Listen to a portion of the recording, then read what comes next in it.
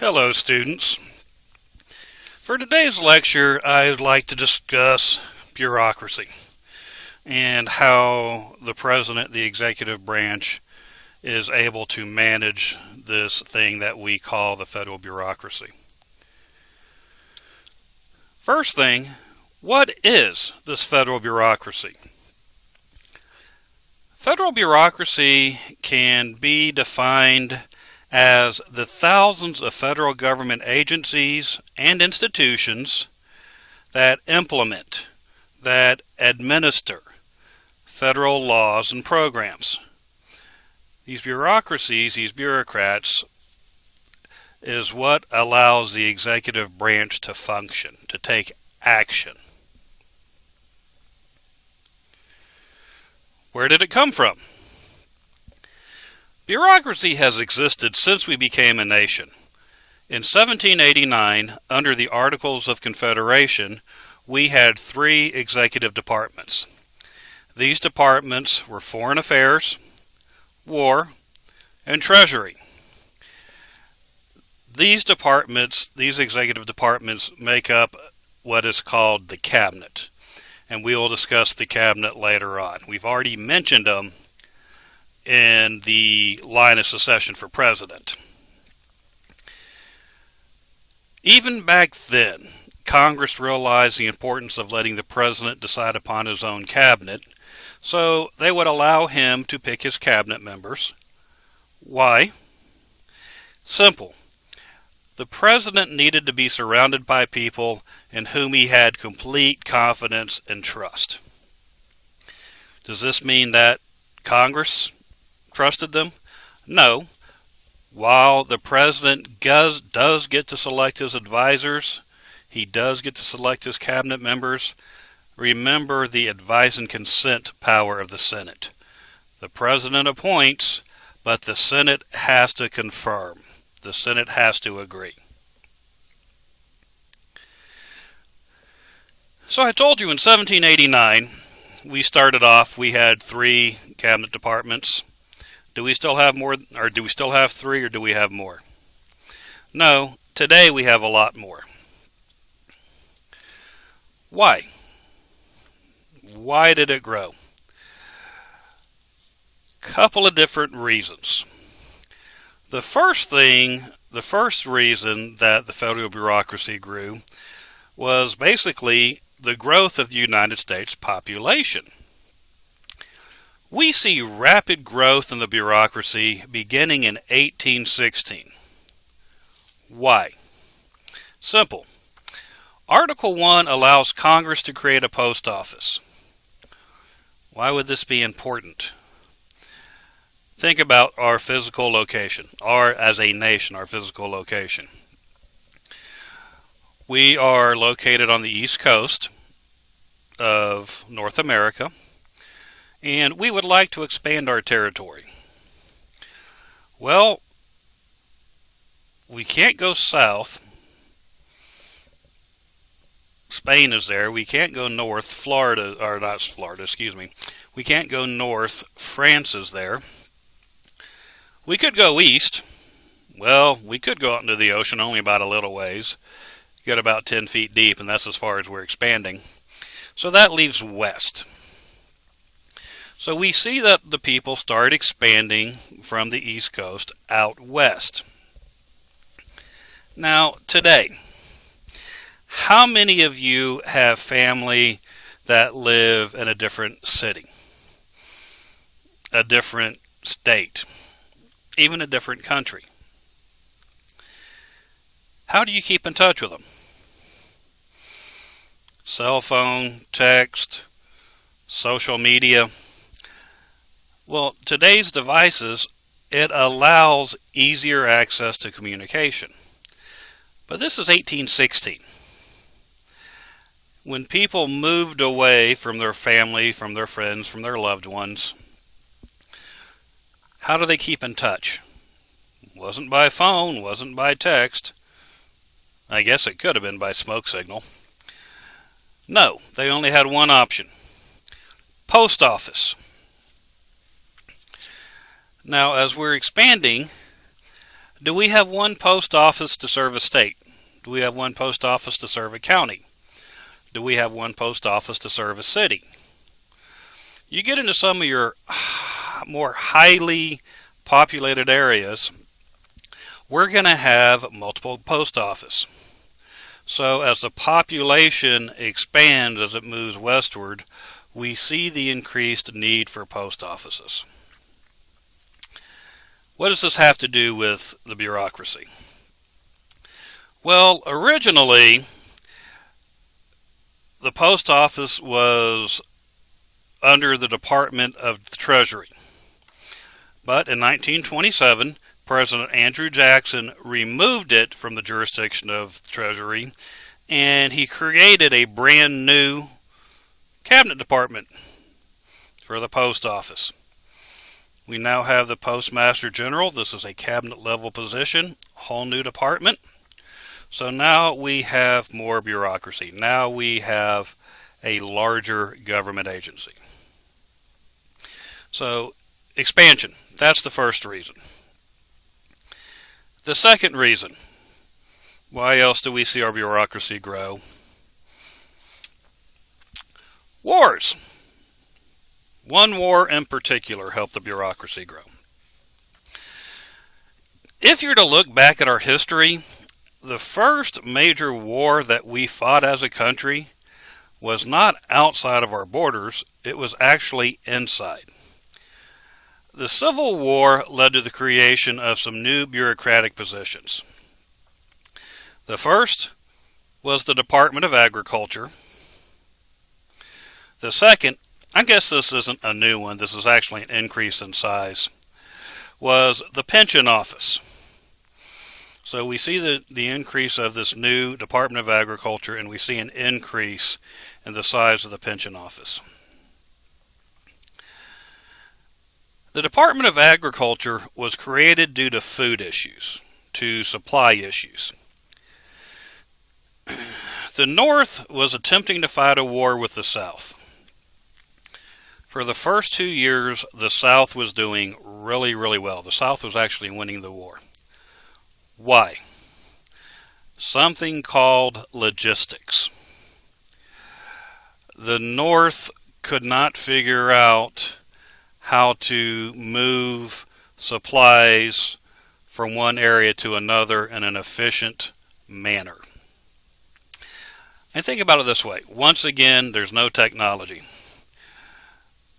Say you are in charge of a group of 100 people. Well, you are one of 3 people in charge of a group of 100 people. You 3, you're not together, you're not near each other. No telephone, you can't pick them up and you can't pick up the phone and call. And you share the responsibility of feeding all 100 people. Well, this means each of you is going to feed about a third of them.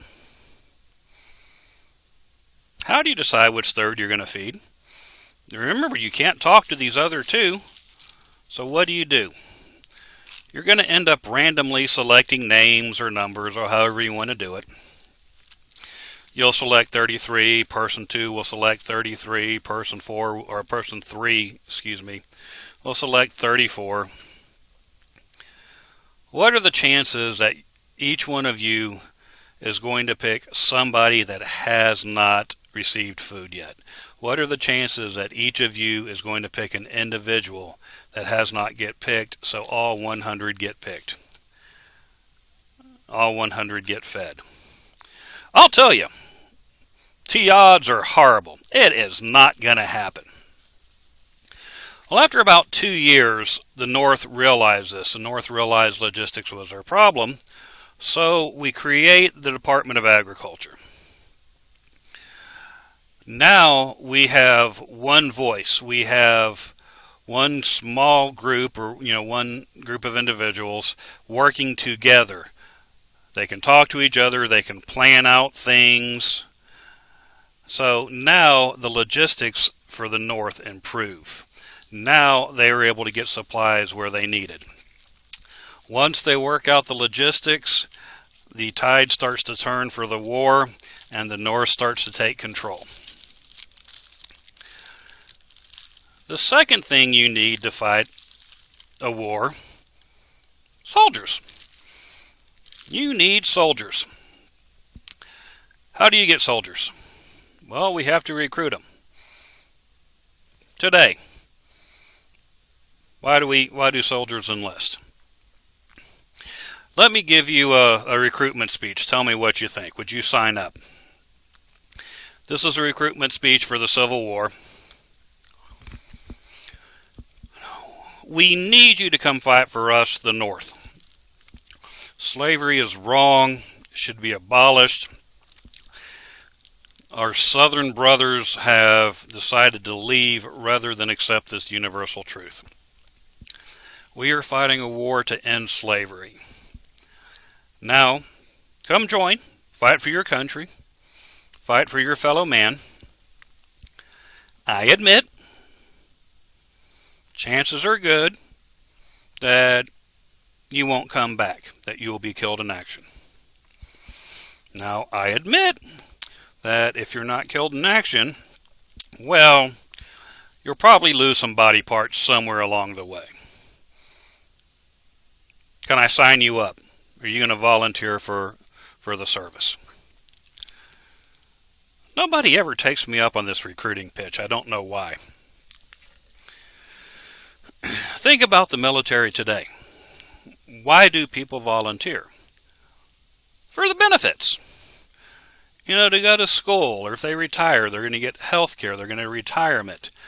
People today sign up for the benefits. Well, back then, people also signed up for the benefits, for the promise that, come do this for us, we will take care of you later in life. So people sign up. Once the war ends, guess what? These soldiers want their pensions. They want the benefits that were promised to them. So we see an increase in the number of people receiving pensions. So we're going to see an increase in the number of people being hired. Bureaucrats being hired by the pension office. So war helped the bureaucracy grow with the creation of the Department of Agriculture, with the expansion of the pension office.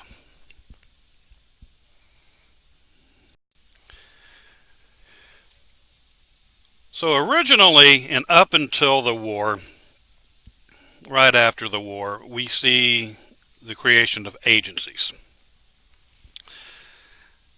Well, after the Civil War, starting in the late 60s, 1860s, early 1870s, there's a huge amount of growth by big business. This growth leads to perceived price fixing or other unfair business advantages. Do y'all know what price fixing is? Price fixing is a company will just artificially keep a price high. Why will they do this? People pay higher prices, that means increased profit. So the citizens, we the people, we become, shall we say, concerned that we're not being treated fairly. So we complain to Congress. In response to our concerns, Congress creates something called the Interstate Commerce Commission. The Interstate Commerce Commission, or simply the ICC, in 1887. This commission was an independent regulatory commission. What this means, this independent regulatory commission, this means it is an entity outside of a major executive department. So it is not one of the cabinet departments. Most of these independent regulatory commissions focus on one particular aspect of the economy. So they focus on one economic factor. Now, the creation of the ICC indicates a shift in what the government's going to do. It shifts the focus of bureaucracy. Up until this point, we had agencies that were providing services for the people. With the creation of the ICC, this shift goes from services to regulation.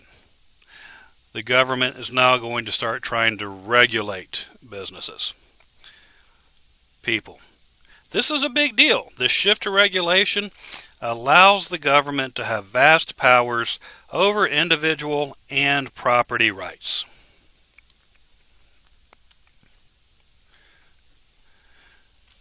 So that's in the 1800s.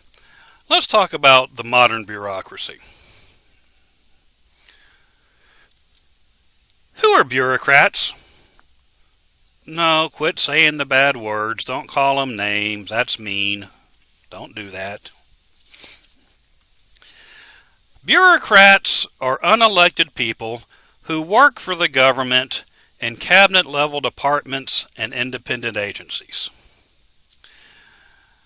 These bureaucrats create over 2,000 bureaus, divisions, branches, offices, services, or other subunits of the federal government. Now, usually, I'm serious here, when we hear the term bureaucrat, we tend to have a poor view of Democrats, or bureaucrats. Not Democrats, bureaucrats. Why do we have such a poor opinion of bureaucrats? Go back to what I said. Bureaucrats are unelected people who work for the government.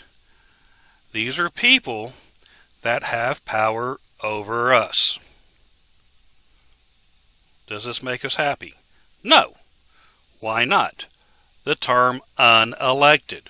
We didn't give them this power. We didn't put them in this position of authority. Why do they have authority over us? Think of it this way.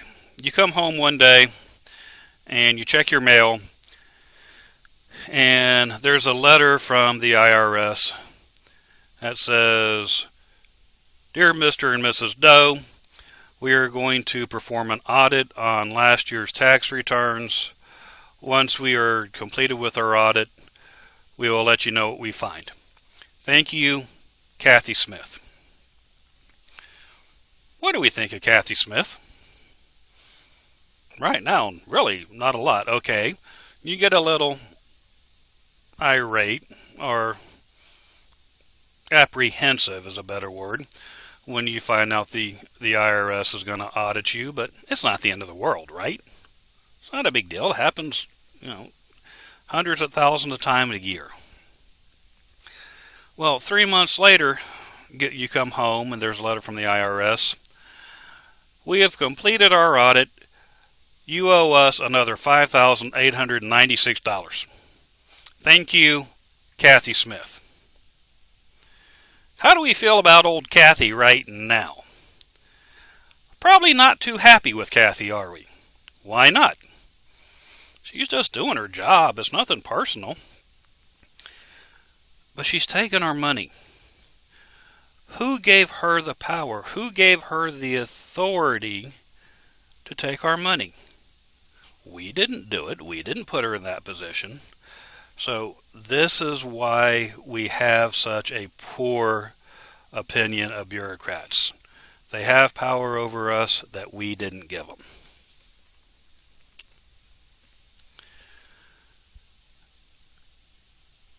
How many bureaucrats do we have? Depending, like anything else, different sources say different things. The latest number I saw is there are about 3 million people working for the federal government as bureaucrats. What do you think the largest bureaucratic agency is? If you combine all of the branches, it is the military. If you combine all the branches, it is the military. However, I don't want to combine all the branches because they aren't the same thing. So if we don't combine all the branches, let me ask again. Who do you think the government's largest employer is? It's the post office. The post office, they have about 750,000 people working for them. They have about a quarter of all the bureaucrats. So the post office is the largest government employer. To put this size in perspective, 750,000 for the post office. To put this in perspective, there is one private company that employs more people than the U.S. Post Office. Anybody know who it is? You've probably been there. Fairly sure you've been there. It's Walmart. Walmart is the only company in the public sector, in the private sector, that has more people working for it than Walmart does. So I have to ask, if Walmart has so many people working for it, how come you never can find anybody to help you? So that's just a curiosity. So, okay. If we're talking about bureaucrats, we need to extend our thought process. What I mean by this is, when we hear the term bureaucrat, we're usually thinking white-collar office worker. Well, a bureaucrat is anybody who works for the federal government. So, yes, it is our white-collar workers, but we could consider military bureaucrats. They work for them. You go to a national park, the park rangers, they're bureaucrats. If the janitorial staff that cleans buildings, if the government hires them, they're bureaucrats. The mechanics that take care of these fleets of vehicles, they're bureaucrats. All the welders, the electricians, the carpenters that are hired by and work for the federal government, these are all bureaucrats. So when you think bureaucrat, just don't think, white collar. Understand that it is more than that.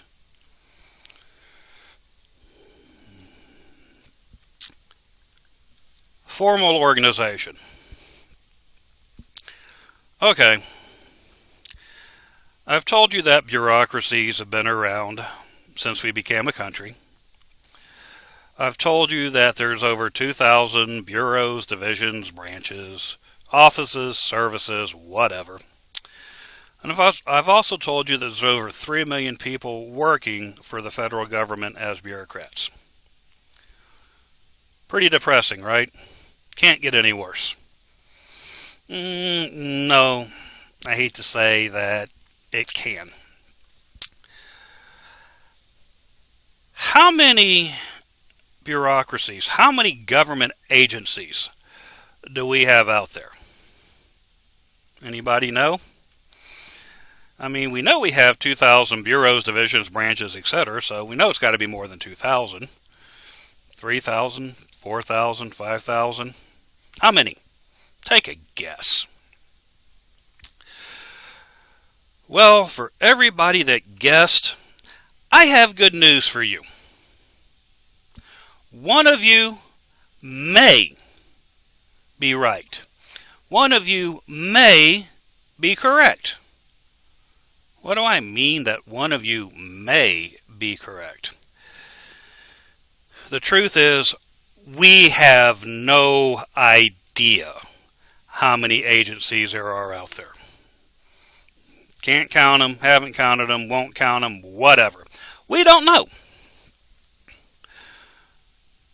Well then, what do? That's easy, relatively. Instead of counting them, we have divided these agencies into 4 general categories. These 4 general categories are going to create our bureaucracy. First category, cabinet departments. There are 15 cabinet departments, and they have the responsibility of conducting broad areas of government operations. They have authority over a number of items.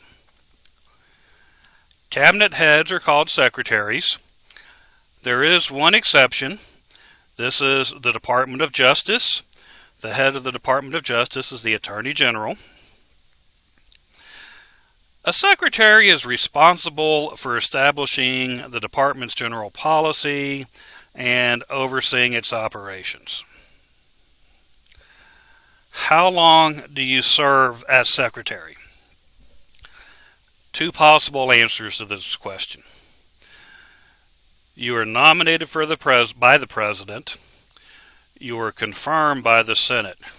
So how long do you serve? The first answer is you serve at the whim of the president.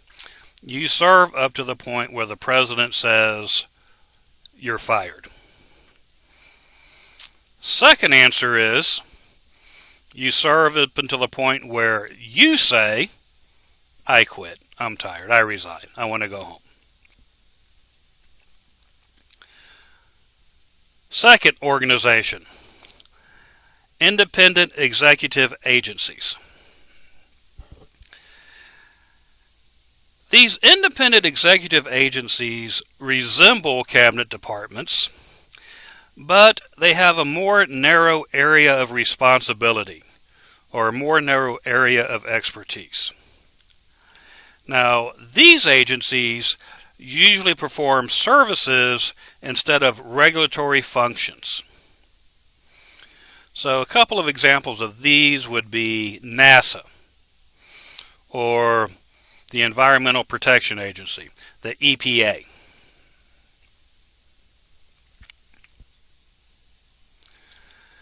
Independent regulatory commissions, I mentioned this with the ICC. These are agencies created by Congress to exist outside the major departments and regulate a specific economic interest or activity. And you see, economic issues are very complex and can cross many spheres of influence. So Congress attempts to create commissions that could develop expertise in certain areas. They want to help provide continuity of policy regarding these economic issues.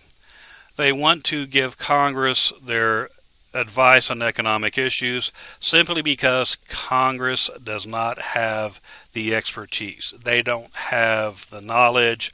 They don't have the talent to develop this expertise. If we're looking at some of these independent regulatory commissions, it would be the National Labor Relations Board, the Federal Reserve Board, the Federal Communications Commission, the Securities and Exchange Commission. These would be examples.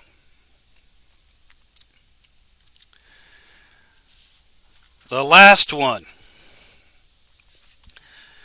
government corporations. These are the most recent additions to the federal bureaucracy. We started seeing these in the 1930s. These are businesses that are established by Congress.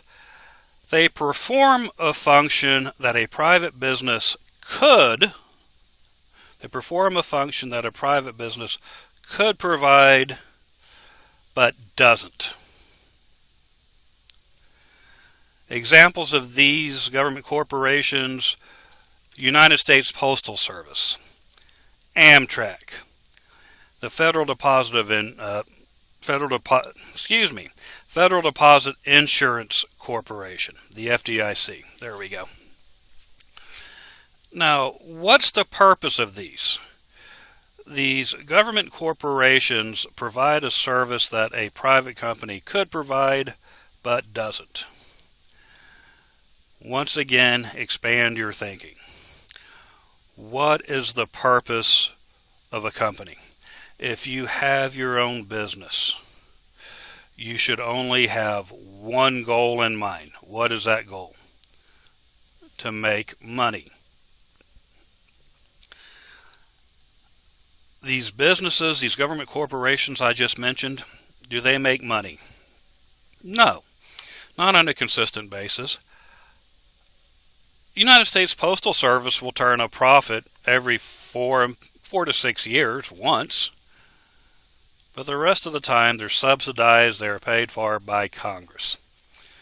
Well then, why do we keep these around?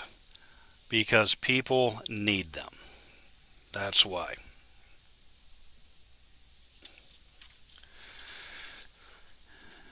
Now, when we saw the creation of these government corporations starting in the 1930s, we created this fear, along with this corporation, that members of the civil service would play a major role in not only implementing legislation, not only putting these new laws into effect, but there's a fear that they would also have too much power when electing members of Congress and the president. Why would this be a fear? Why would this be a concern? The thought process is, if our elected officials are beholden, if they owe their positions to these bureaucrats, they will do things to benefit the bureaucrats, the bureaucracies, the agencies, at the expense of others. To prevent this, Congress creates something called the Political Activities Act of 1939. This is also called the Hatch, H-A-T-C-H, Act. So the Political Activities Act of 1939, or the Hatch Act. This act prohibited federal employees from directly working for political candidates. You couldn't support them. You couldn't donate time. Weren't supposed to donate money. You couldn't put a sign in your yard. Is this extreme? Is there a problem with this? Well, we start to hear some of our bureaucrats say, wait a second, this is a violation of First Amendment freedom of speech. You're threatening me with my job. You're telling me I could lose my job for supporting a political candidate. So Congress says, well, maybe you're right. Maybe this is a violation of First Amendment. We'll look into it. We'll revisit it. Man, Congress leaps right into action. What year did I say the Hatch Act was? Oh yeah, 1939. 1993. Only took 64 years. Right? 54 years. Took 54 years before Congress says, okay, maybe the Hatch Act is a little extreme. So 1993, the Hatch Act is relaxed, so that now the employees, these bureaucrats, they can run for public office in nonpartisan elections. These are going to be your local elections that don't have party identification involved in it. Now, the Hatch Act is relaxed so that bureaucrats can contribute money to political organizations. And finally, these bureaucrats can campaign for or against a candidate in a partisan election. So now they can campaign for or against people running in positions for positions in county government, state government, federal government.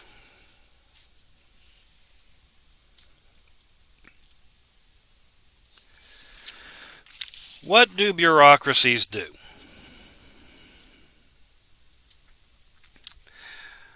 They implement these laws.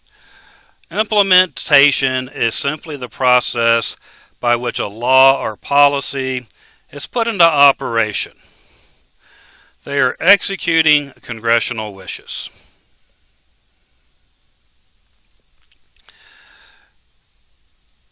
I want to mention iron triangles. In the past, when a political scientist would attempt to determine how bureaucracy made policy, how these agencies made policy, we would study something called iron triangles. Iron triangles are relatively ironclad relationships and patterns of interaction that occur among agencies, interest groups, and congressional committees. Why would these occur? Well, bureaucracy, these agencies, usually only deal with one subject. This allows them to work with Congress and implement congressional wishes, implement laws that they were instructed to do. In return, Congress would not provide much oversight. They would not punish these agencies by using the power of the purse, by withholding funding from this agency. So, iron triangle, draw a triangle. The top point, put Congress. Point on the right, put bureaucracy. Point on the left, put interest groups. So this iron triangle. The interest groups tell Congress what they want, what they need to be successful. Congress, based on what the interest group says, passes laws to aid these interest groups, but these laws are now going to go to the bureaucracy so they can implement them. The bureaucracy gets these laws from Congress, so you're going iron triangle up to Congress. Congress passes laws. This goes down to the right side. This goes down to the bureaucracy. And as the bureaucracies are implementing these laws, they are serving the interest group. So it goes back to the interest group. Now, the interest group tells Congress, could be a number of things, what else they need. They could tell Congress if the bureaucracy, if the agency is doing a good job or not. Congress takes this into consideration. They create new laws, which are passed back down to the bureaucracy, which are implemented to benefit the interest group. So this iron triangle is a never-ending cycle. Anyway, that's how we used to do it. Today, we look at issue networks. Now, when we're trying to figure out how it works, we still have the iron triangles. So we still have that triangle I just talked about, but now we're including additional people. We're going to put in lawyers, public relations specialists, academics. Why are we adding to the mess? Why are we adding to the size? Why are we adding lawyers? Well, that one's easy. We're adding lawyers because we want to make sure what we're passing is legal, is constitutional. We need this in there. Why are we adding academics to the mix? Another scenario for you. You go to the doctor and say, Doctor, every bone in my body is broken. Doctor looks at you and says, how do you know this? To which you tell the doctor, every bone I poke, every bone I touch hurts. Therefore, every bone in my body is broken. Okay, doctors, this is your patient. Diagnose them. No, they are not crazy. That is not a diagnosis. No, that's not it. Is every bone in their body broken? Every place they touch hurts.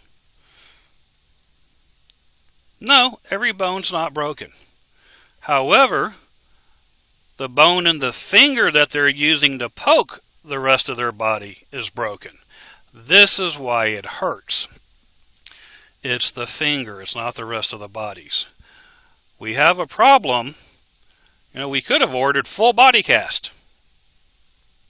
Would that have been the solution? No.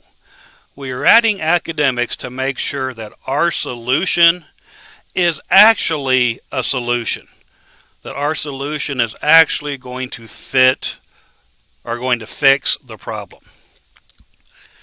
Why would we add the... what's the last one? I've just lost it. Public relations firms. There we go. It's so we can get people to buy in. How many of us hear these little jingles or we hear these little slogans and they just stick in our mind? Can't name one? Bet you can.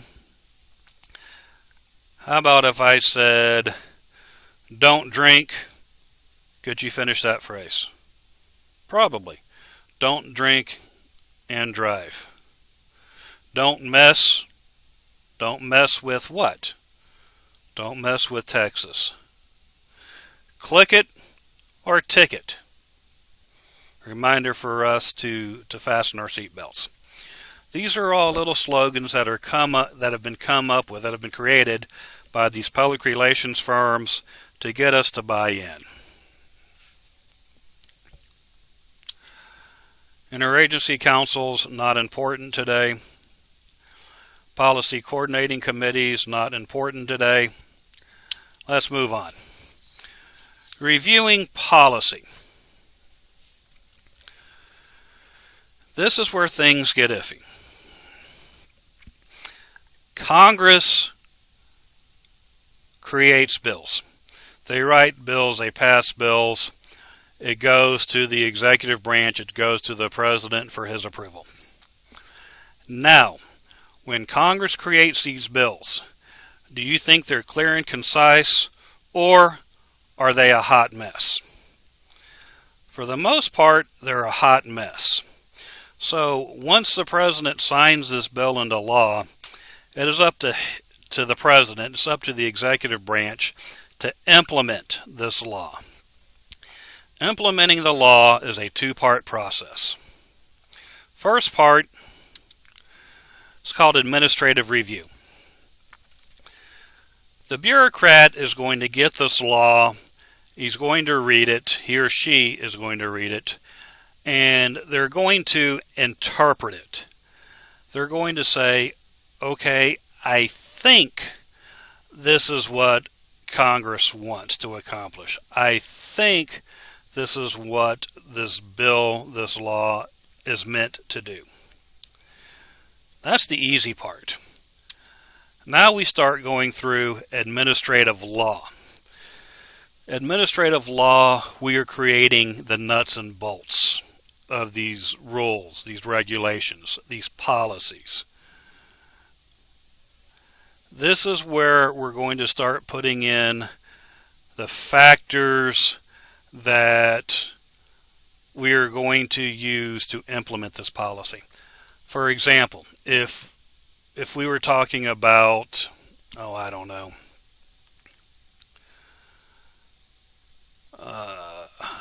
unemployment, what are some of the factors we can consider? Well, you have to be unemployed, but why are you unemployed? Did you just get tired of working and decided you wanted to live off the government, so you quit your job? Did you get fired for cause? You were caught stealing? If it's those two, do you deserve unemployment? Well, my job shut down. We had a layoff. We ran out of work. Is that your fault? No, that one's not your fault. So, okay, yeah, we'll consider this. We'll do this one for unemployment. The other one, you shouldn't have broken the law. You shouldn't have gotten caught stealing. You shouldn't have said, I'm tired of working. I'm going to live off the government for a while. You could be working. So we're going to decide that unemployment is going to go to people who have been terminated, they have been laid off due to the company closing, there's no work at this point, whatever. So, what are we going to do? How are we going to help these people out? Well, we're going to give them money. Temporary, we're going to give them a little bit of money so that they can survive till they can find another job. Hey, this is great. That's fine. This is wonderful. This is worthy. How much money? How long are they going to be able to collect this money? How are they going to receive this money? We're going to send them a check, cash. We're going to send it to them in the form of a debit card. If it's in the form of a debit card, do we want to use it?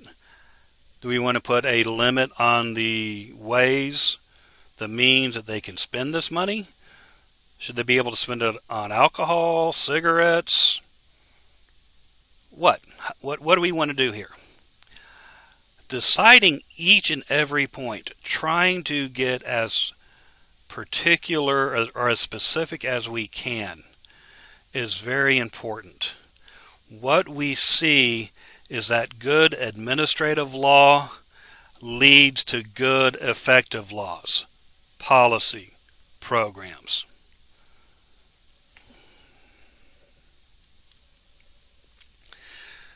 Making agencies accountable. Who are these agencies accountable to? Once again, going to kind of depress you. Different things we can look at. First is executive control, the executive branch.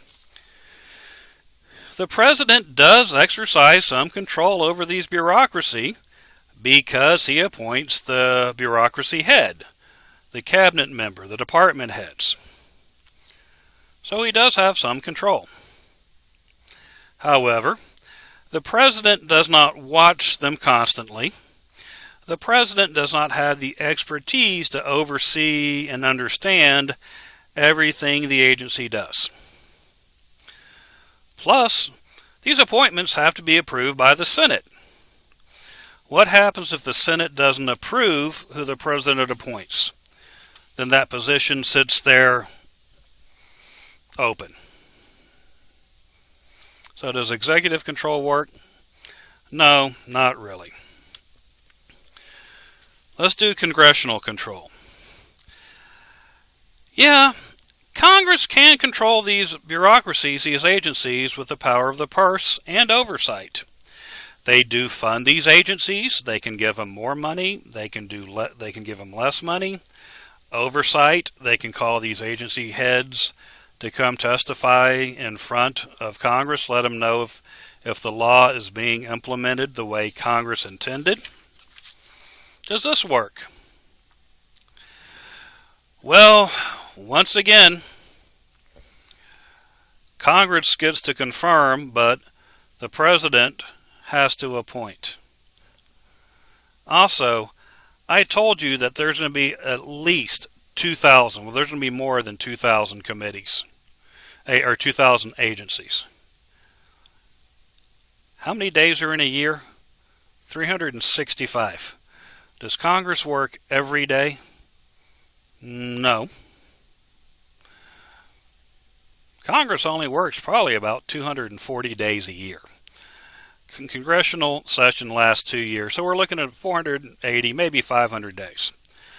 Now, if there's over 2,000 agencies and Congress only works 500 days, can they realistically provide oversight for every agency?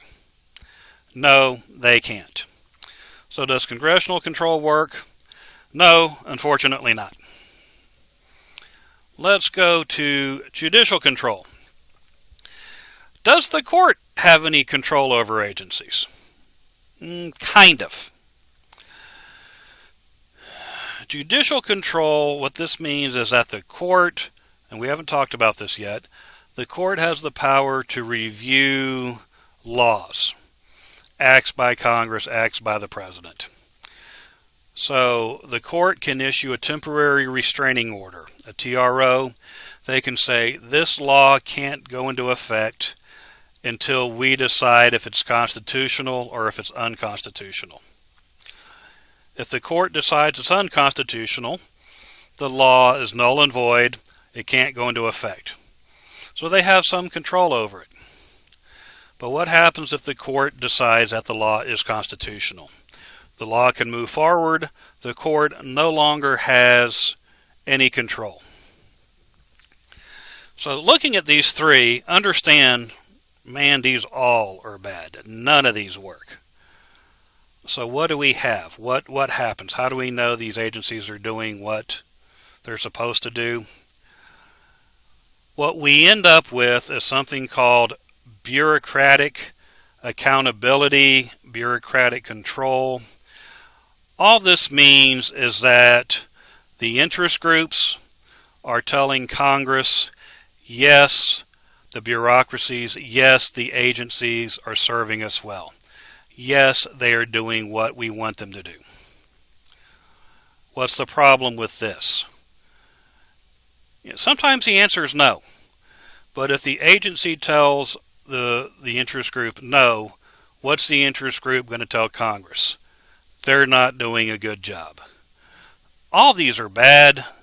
The bureaucratic accountability, the bureaucratic control is the best out of a bad situation. But these are all bad.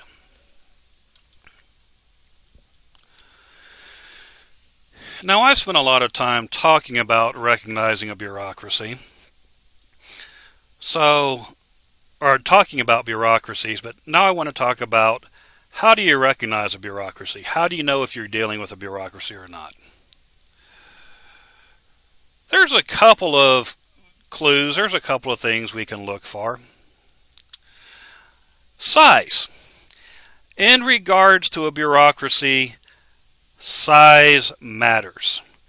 Bigger is better. The more people a bureaucracy has, this is an indication that they're going to have more responsibilities. They're going to have more power. They're going to have more influence. Does this mean agencies can't be small? No, not in the least. But, if we're talking with somebody of an agency that has 20 people versus an agency that has 2,000 people, which one's going to be easier to recognize? Which one are you going to say, ooh, that's a government corporation there? Or not corporation, but that's a government agency. So size matters, bigger is better.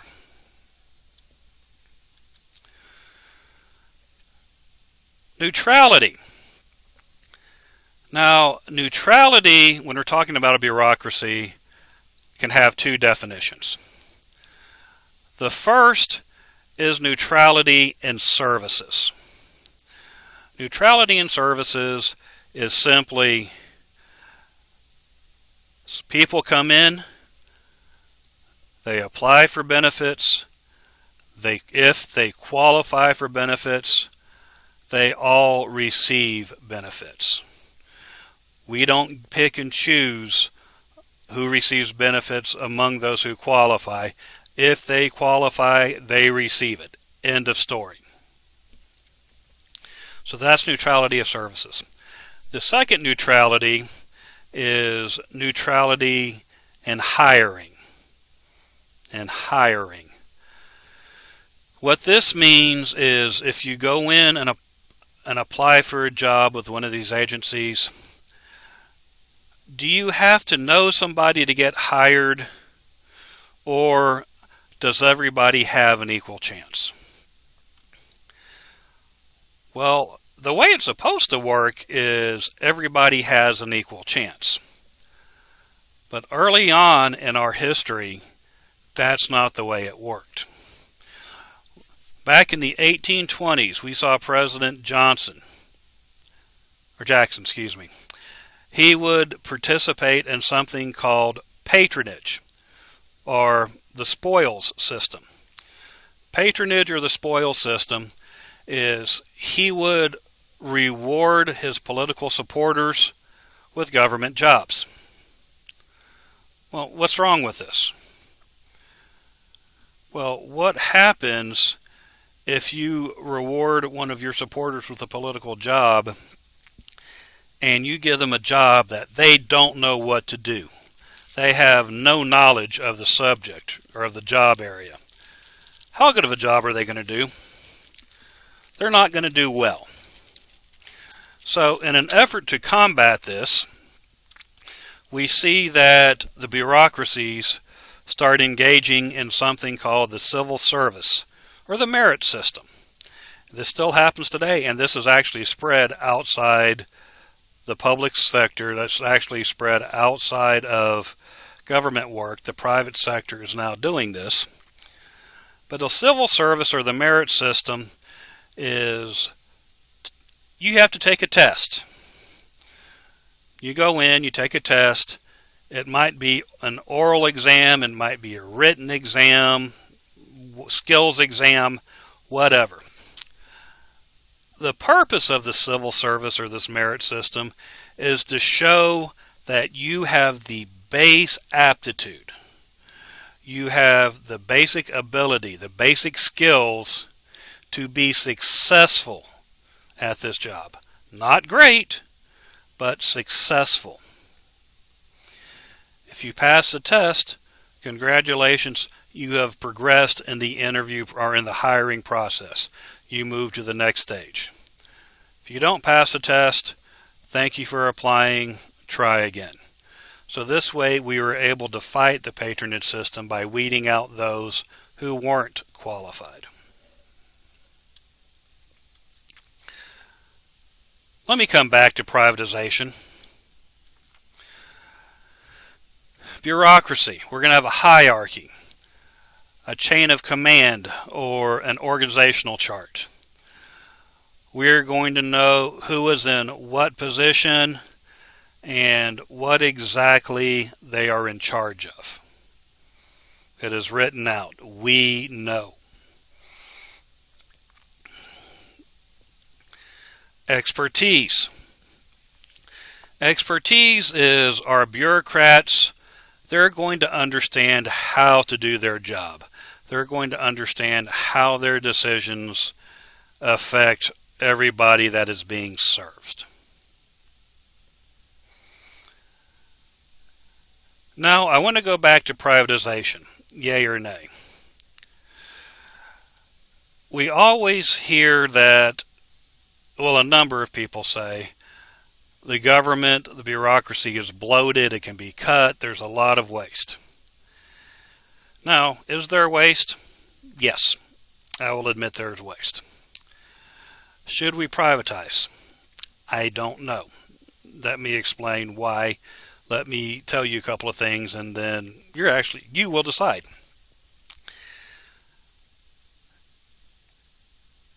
Who can react faster to an agency problem? The government or a private entity? If there's a problem within a government agency or there's a problem within a private company, who can react faster? Yeah, the private company can. Who can actually move money around easier to deal with problems, emergencies? The government or the private company? Once again, yeah, the private company can, because the government, they only have so much money. And it's been doled out. It's been attributed. So if they're going to need extra money, it's got to come from somewhere else. And how long is it going to take the government to figure out where it's coming from and actually move it? It's going to take a while. So, yeah, private companies are a little bit better than government. But on the other hand, I asked you earlier on in this lecture, what is the purpose of a private company? Profit. Pure and simple. Their purpose should be to make money. What's the purpose of a government agency? The purpose of a government agency is to help as many people possible, given the resources, the time, the money that this agency has. Now, if we hire a private company, we, the government, hire a private company to do something, can we look over their shoulder? Can we micromanage them? Honestly, no, we can't. This is why we hired them. We've got to trust them. Well, how do we know that the private company isn't going to cut corners so that they increase their profit? How do we know that they're going to follow that neutrality of services, that they're going to give services to everybody that qualifies? How do we know that they're going to make sure they follow all the rules? How do we, the government, know? We don't. Once we give that authority up to a private company, we lose a lot of oversight. So we don't know if they're doing what we want them to or not. So the last thing I say is, should we privatize? Should the government privatize some of their business ventures, let a private company take over? Honestly, I don't know. There's good things, there's bad things. That's going to be an opinion question. Should we do it?